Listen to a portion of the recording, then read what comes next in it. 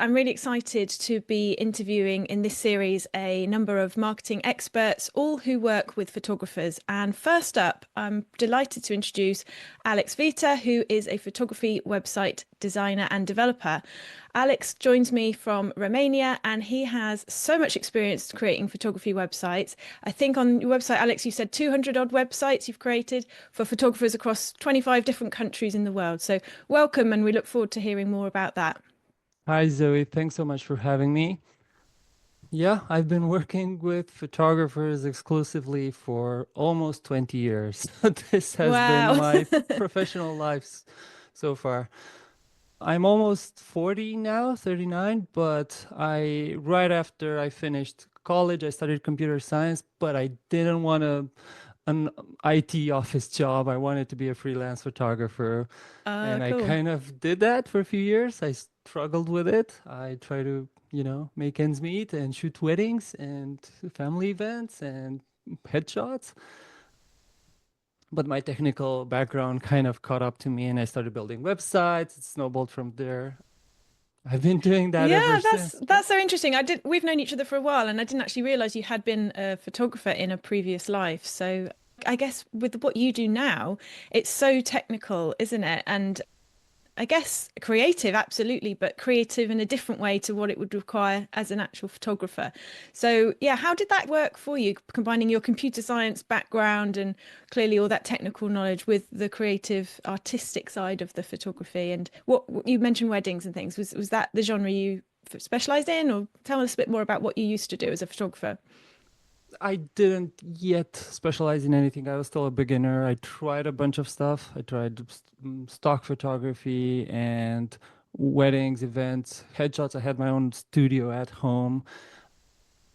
I didn't get too far, but just enough to taste the struggles a bit of a photographer, of getting clients, of marketing yourself, putting your Mm. work online, all of that. Super valuable insight then for what you do now, obviously. I think so, just to understand the nuance and the psychology behind, working with photographers, not just technical stuff.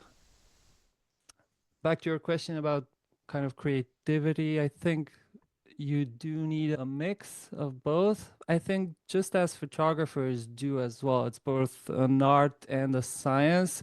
They both Mm. need to do composition and have that creative eye, but they also need to run a business and do marketing and sales and invoicing. That's the technical part of their brain. And everyone's on that Yeah. spectrum, so to speak. I don't think what I do is that different. I use my technical skills for building and setting things up, all of that, SEO. But the creativity is just like in photography. You can think of a website design as a sort of a snapshot of a photograph. You need composition, alignment between elements, you need symmetry or asymmetry, all that stuff. Yeah, that's a good point. Very interesting to think of it like that, actually. Because, yes, ultimately, the website that a photographer has is the gateway into their business, isn't it? And of course, photographers are very particular about how they present themselves online, as so they should be. But you work with photographers who are already established, as well as aspiring photographers, I believe, just helping them build that brand and presence online to help them attract clients. So, what do you think is most appealing to photography clients when it comes to the website in terms of that visual appeal? Would you recommend a more minimalist look, or does it depend on the genre and the individual photographer? It does depend.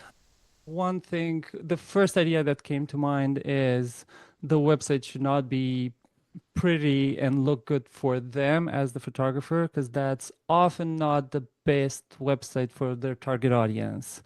Yeah. So that's why, they work with a skilled web designer to do that better.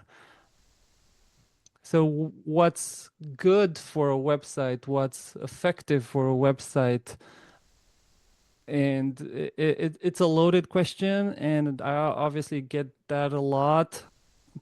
I like to start with a kind of an anti-definition. A good Okay. website is not a beautiful website necessarily. It's not a website that has a pretty logo or a ton of SEO heavy pages.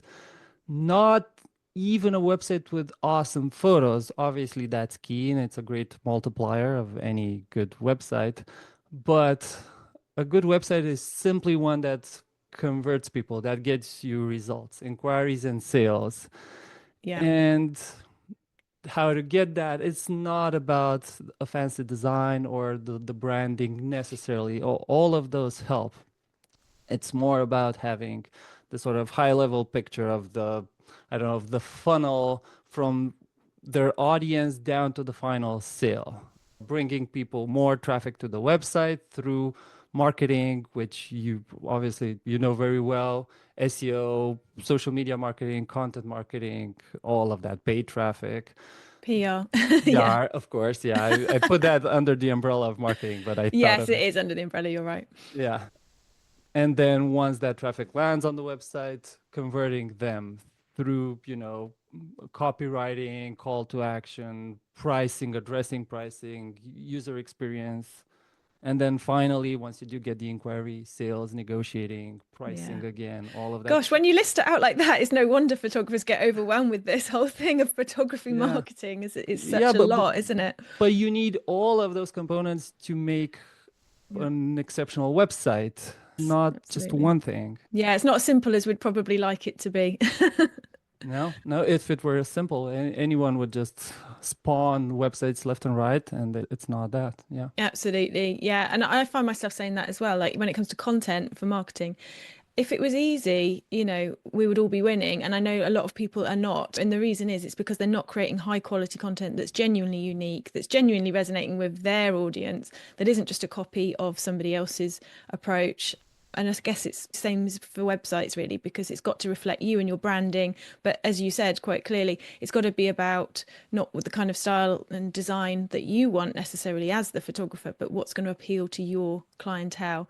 As part of your work with photographers, presumably you then help them to navigate that and understand what their clients might want. I mean, some people might come to you, I'm guessing, with absolutely no clue on how they can make an attractive website for their client base. Or do you actually help them further down the line when they come to you with that clear idea?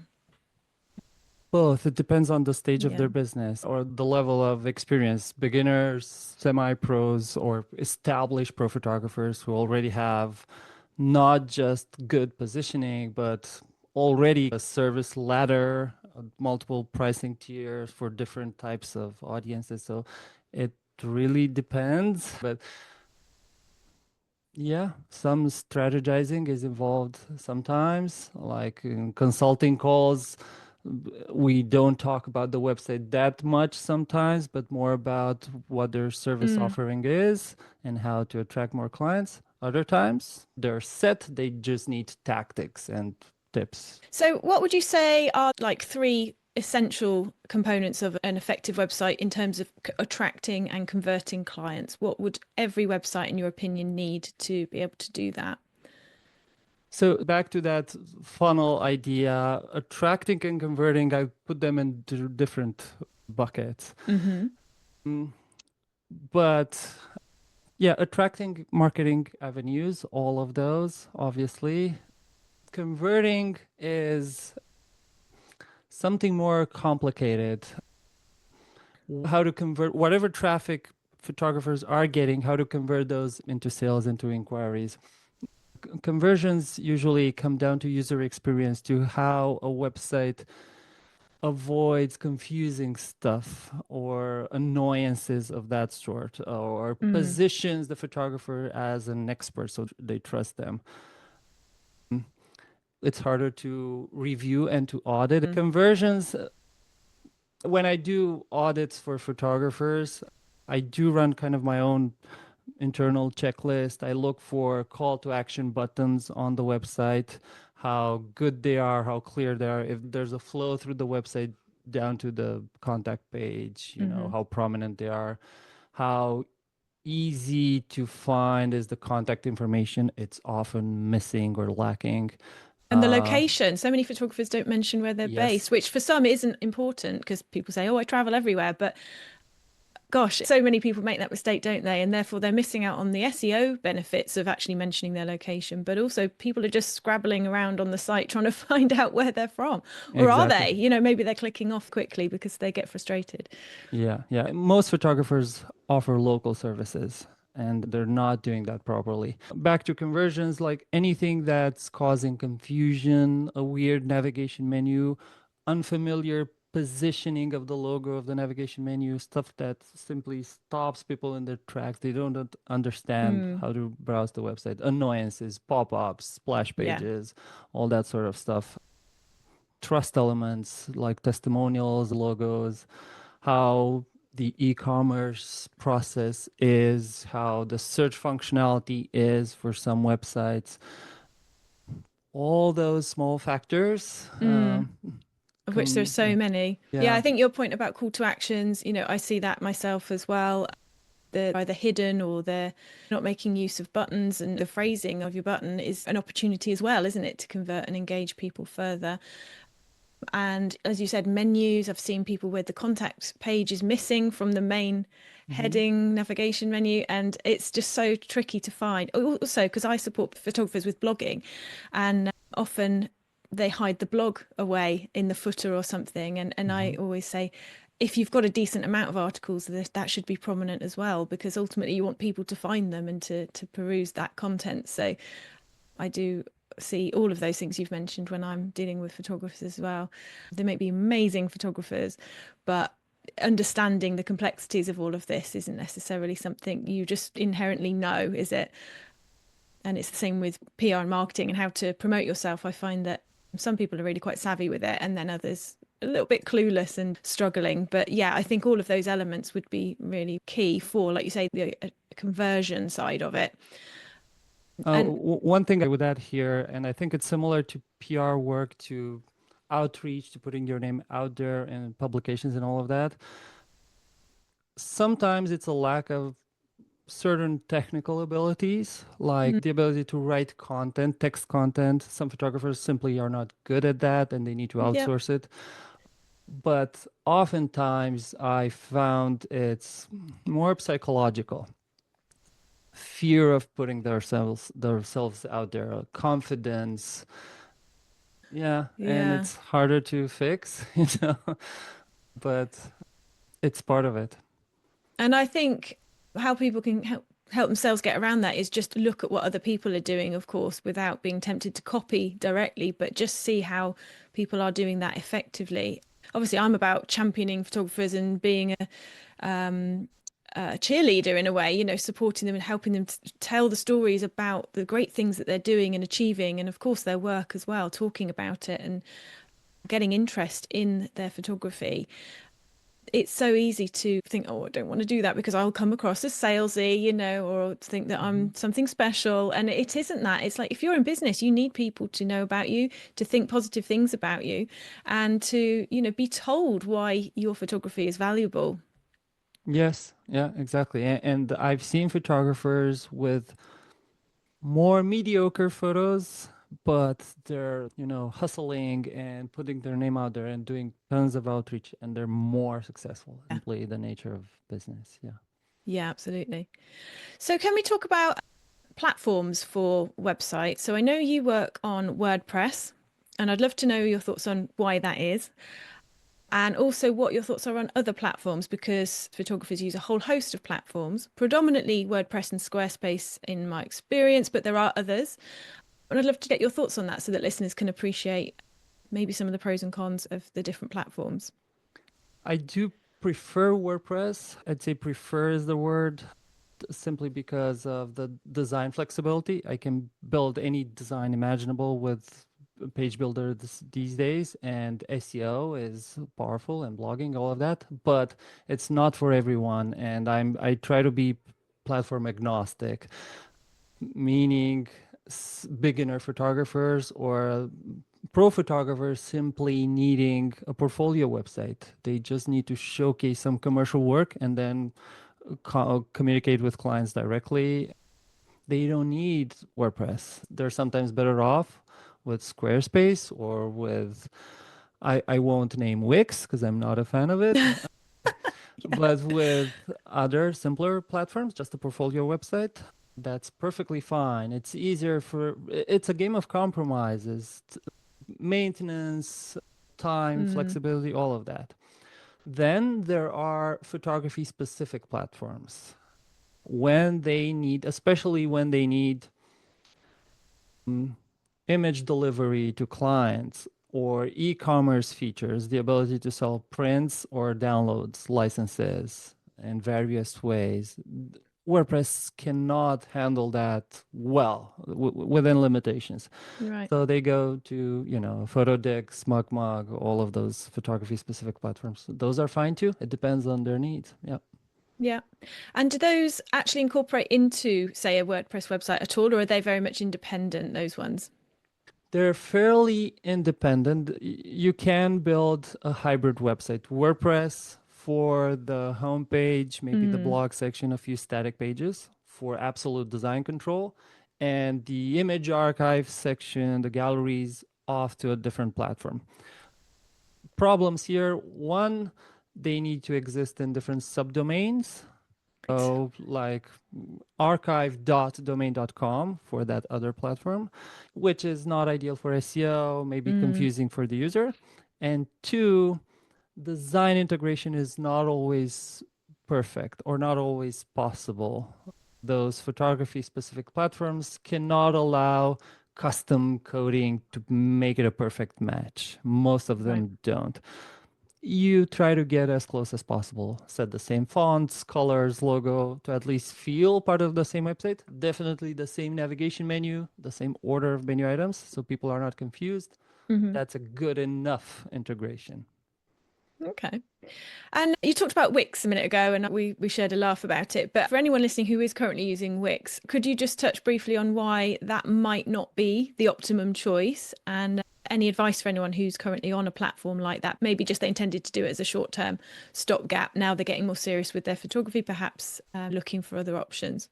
Yeah, it's an easy page builder. It's easy to build a website on Wix. So I'll give it that. It is for some people because you pick and choose one of their templates, you drag things around, and you're done. Kind of like with Squarespace, but I think Squarespace is a more mature platform and has some advantages. So let me change my annoyance away from Wix and on to Show It, if I can. Yes, another one. Another one with Show It, I have a different gripe, and it's popular among photographers. And I'll say my argument against it, which is it provides a builder that's only on desktop and mobile, a small mobile version, nothing in between. So everyone on a larger phone or a tablet view gets a shrunk down version of the desktop. You Mm. cannot read the fonts and stuff like that, among other problems.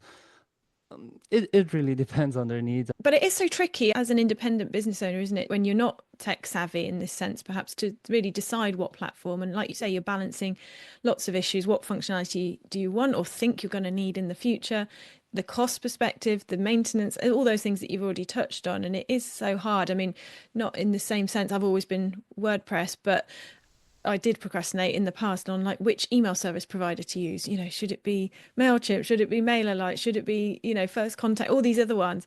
And I think you can lose so much time and energy on obsessing about this sort of stuff. And I think generally, and I wish I could have realized this myself, just pick one and go with it. And I think, it's the same with websites. And probably people do just pick Wix or just pick, one of these other platforms just for the sake of getting it done, which I think is commendable in itself because time wasted on that is time, not spent on marketing your business and actually attracting clients. Completely agree. The word there was procrastination, to avoid doing the meaningful work of quality content, defining your services, all of that, and just wasting weeks on choosing platforms or tinkering with the logo. Yeah, not a good Yeah. time investment. And even when you have the website, you've decided on your platform and you've got it looking okay, there is still that procrastination temptation, isn't there, to like tweak it, perfect it. And that's a really hard one. And I think photographers can potentially be a little bit Yeah. obsessed with that on occasion as How well. did we get back to psychology again? It impacts everything. Yeah.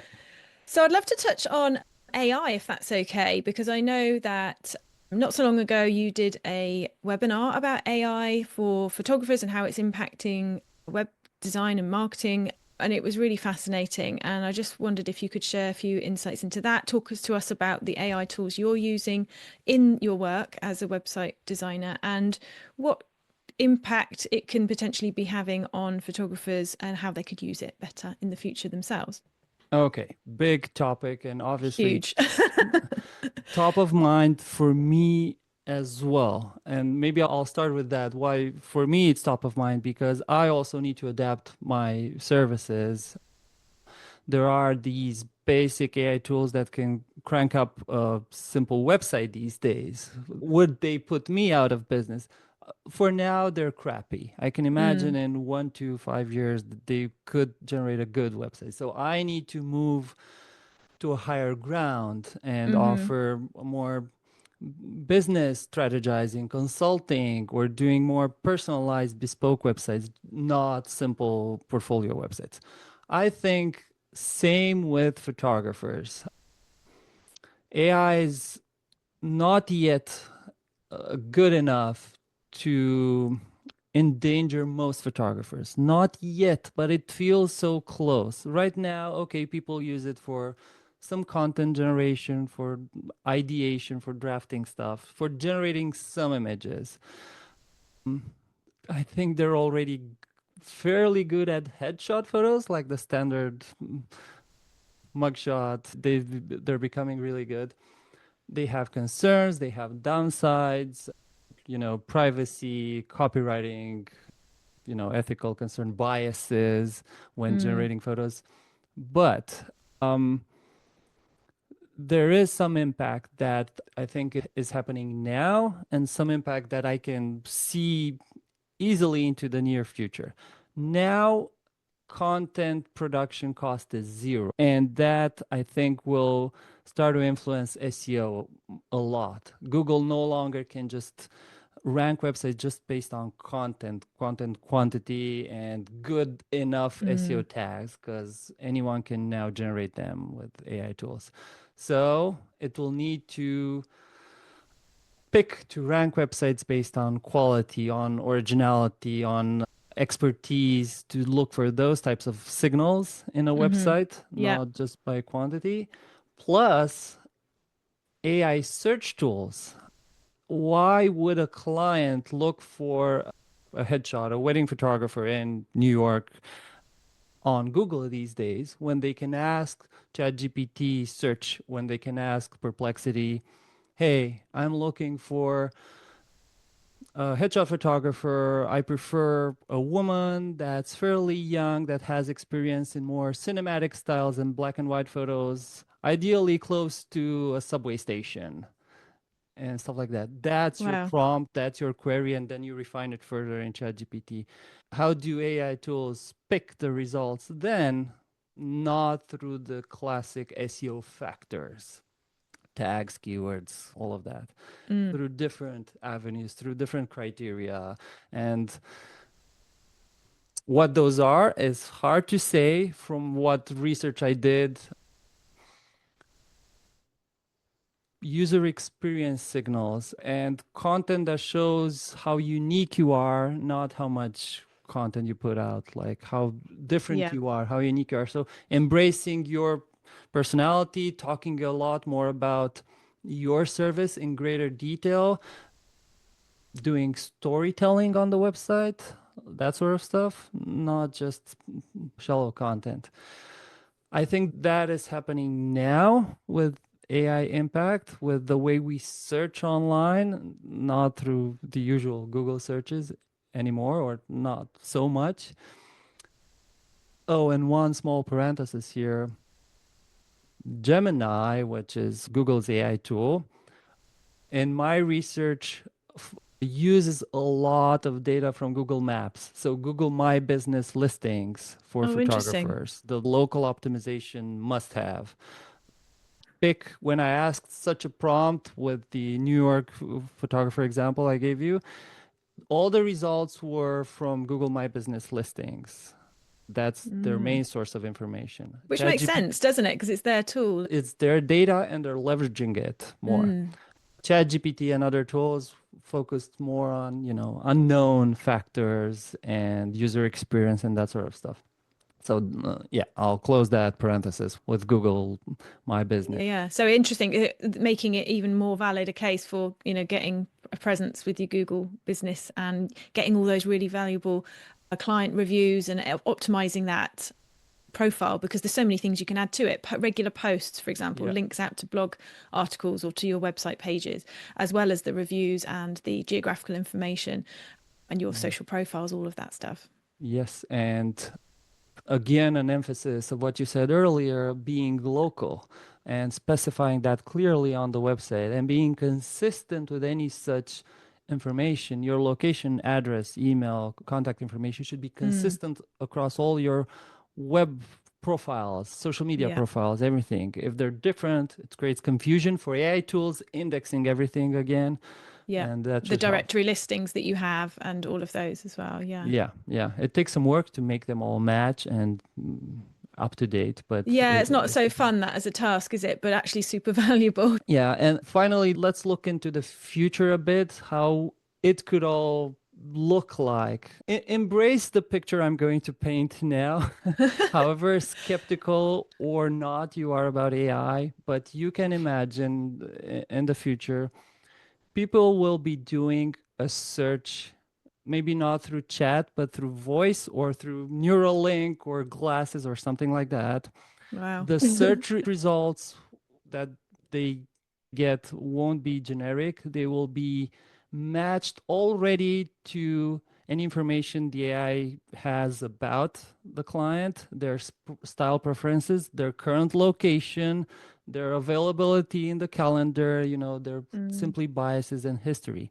And then once they pick a website, let's say they land on your website, now the website could be immediately personalized using copy that tailors to the client, using the colors that they prefer, using image selections of the style they're looking for, that cinematic headshot wow. style. The website should already know and present that upfront. There's nothing technically that's stopping that would be impossible here. If AI knows your history of searches and your style, a website could read into that somehow, connect and adapt the content. And then if you want to purchase something, the e-commerce functionality would be AI powered and more straightforward, and AI agents would do the selling. You just take the decision to buy something, it handles the rest. So you don't need to fill out checkout pages. Obviously, that seems down the line. Ooh. Yeah. It's Uh, amazing what you're saying here. Gosh. Image recognition is really close. No need to add alt tags to images anymore or stuff like that. AI powered image searches, you search by an image, by style, not by keywords and tags. All of this seems possible and seems close, and obviously then the factors of ranking, of showing up in search results, won't be shallow blog posts and content and Yeah, it won't be as it is now. You're right. keywords. No, no, being original and showing your expertise, and that's it. Mm. It's a flood coming, and Don't uh, panic, everyone, though. no, no, the low level photographers, the ones in that race to the bottom, as Seth Godin calls it, down pricing themselves, AI will further Yeah. down price themselves, which is zero, cost is zero. So yeah, it's like, let's take the headshot photographer example. Instead of just doing the boring headshots, they could do kind of business environmental portraits, or they would do portraits where they need to physically be at an event, a conference photos. AI cannot go to the conference and take the photos, but just a normal headshot where people can upload iPhone photos to an AI tool, that's already being done. So Yeah. pivoting their business to adapt, I think. Mm. I mean, I think that's been the case for years. AI is now just another thing that we're all having to adapt to, isn't it? I mean, COVID came and, it changed the game. There were so many more photographers in the market and people experimenting with photography because they didn't have anything else to do at that time. There's always going to be different challenges, isn't there, in any industry? But yeah, this just feels like just the next thing now that we need to evolve and adapt to. And I think what you're saying is so true for all aspects of having a business, isn't it? It's getting more efficient, being better at highlighting what makes you unique. Your personal brand is ever more important. And it's true in all aspects in your social media. Why you? Why are you going to stand out against all of the other photographers in the country, in the world, who are offering essentially the same services as you? And it comes down to your personal brand and how you're different, your tone of voice, your style. And of course, yes, your presentation of your website and your images as well. But the imagery isn't actually the whole piece by any means, is it? It's just a multiplier. Obviously, it's a must have, but it's not everything. And even the quality of the photos is not enough. You can be a stellar, like, let's keep the example of the headshot photographer for some reason. You could be Peter Hurley. You could catch the glimpses in the eyes perfect and the lighting perfect. Mm. But if that's not a niche, a sub niche that's exclusive to human photographers anymore, still need to pivot somehow to adapt. And I don't want to alarm people. It's some time before we reach that level of disruption. And you were comparing AI with any other business challenge like COVID was. Not all disruptors are equal. Yeah. Some might be different than others. But yeah, Yeah. it is another challenge, definitely. But it's still a good time when traditional methods still work, when marketing avenues still work as they are so far. But things feel around the corner. It's a good time to think ahead a bit, to reposition your business ahead of time. Look for services that AI or cheaper photographers cannot do, because I think they will get swallowed Yeah. quickly. Yeah. Yeah, absolutely. Oh, that's really interesting. And is there any particular tools or elements that photographers can integrate into their websites, for example, that leverage the power of AI? So chatbots and things like that have obviously come in recent years. Is there anything kind of up and coming or anything you're integrating into new projects now that other photographers may not have even heard of yet or might want to consider? Yeah, good question. Not by default, but on for certain projects where it's a good fit, I do. So there are WordPress plugins that do auto image captioning and tagging with AI, or there are image culling, image editing software, Imagine, or that sort of stuff that do that batch for photographer. Page builders like Elementor or other ones now have AI assistants that can help you. Hey, I want this differently, move it around. They do like a small AI agent that can help a bit streamline. Nothing from start to bottom yet, just Hmm. small help elements here and there.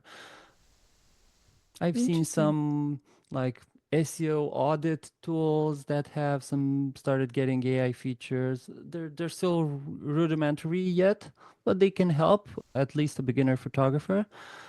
But nothing is as good or powerful as simply using ChatGPT or Claude or Gemini, pick your poison, and using it thoroughly through for ideation, for strategizing, for some email and outreach drafts, not the final Mm. thing, Yeah. for SEO titles, for keyword research. Part of it, most photographers can do a decent job of doing keyword research instead of all the old Google keyword planner tools or whatever they used to do. The quality of the output is in the quality of the prompt, not Absolutely. just, hey, I want some keywords. No, feed it 2 pages of information about your business and examples, and then keywords will be better. But so many ways in which photographers can use Mm. AI chatbots. Interesting. Which I think is really actually a real positive, real exciting for photographers. So, we've talked about what the future might hold, and that kind of sounds a little bit scary, quite honestly. But, hopefully people listening to this will think, actually, yes, I am already using these tools and they are making my life easier. Editing is quicker, I'm more efficient, I've got more time in my business to actually go and do the photography, the actual aspect of it that I enjoyed the most, interact with clients, with actual people and not be sitting behind a desk all the time. So I think obviously yeah, there's pros and cons, isn't there? But I think certainly that efficiency and, the productivity side of it is a real bonus for everyone. Yeah, regardless of what I said so far, I'm an optimist. I'm not saying AI doom is upon us. No, I think it's a leveling of the field and SEO is going to be changed. And it's no longer about bigger brands with bigger content budgets getting to top positions. No, you can have a small niche website photography services and outrank bigger players because your content feels more personal and original. So that's an opportunity. It's an Yeah, oppor- definitely. yeah, No, and I don't think you've come across as being negative about the future at all. I no. think it's genuinely just like, wow, my mind was blown, when you were talking, because I was just thinking, wow, this is crazy. What is the future going to look like? And of course, with the disclaimer that no one actually knows. But I mean, you've done a lot of research into this and you're seeing what's changing in the industry. So really super fascinating. So Alex, I'd love to end on just a final tip. Like, is there one thing that you would recommend all photographers think about in terms of improving their photography website? What one thing might help a photographer? Hard to pick one thing. So let me cheat and say one easy thing, Google My Yes, Business that's absolutely fine. listing, getting perfectly spot on. A medium thing would be on your website to focus a bit more on user experience and conversions, to think Hmm. how traffic converts to a sale, not just SEO and keywords and all of that. And a hard thing would be to start thinking about business positioning to prepare for the future a bit more. Out of that challenge, out of that struggle, comes the start of something new in their business, which they might actually enjoy. Maybe they're sick of doing weddings. They might find something that they actually like, something that allows them to now get premium fees from their services, not fight for the low cost services, get out of that race to the bottom, because yeah, they need to do that mm, research, that pivoting now. I think it's a good opportunity. Mm. Oh, great tips there. Thank you so much. It's been really interesting talking to you. And I massively appreciate you coming along and sharing your expertise with us today. And if anyone would like to check out Alex, please do. His website is foregroundweb.com, I think I'm right to say. Correct. Produces a great newsletter and is on all the socials as well. So check out his website and go and find out what he does. But Alex, thank you so much. It's been really interesting and you've shared so much value for all the listeners. So thank you. Thank you as well, Zoe.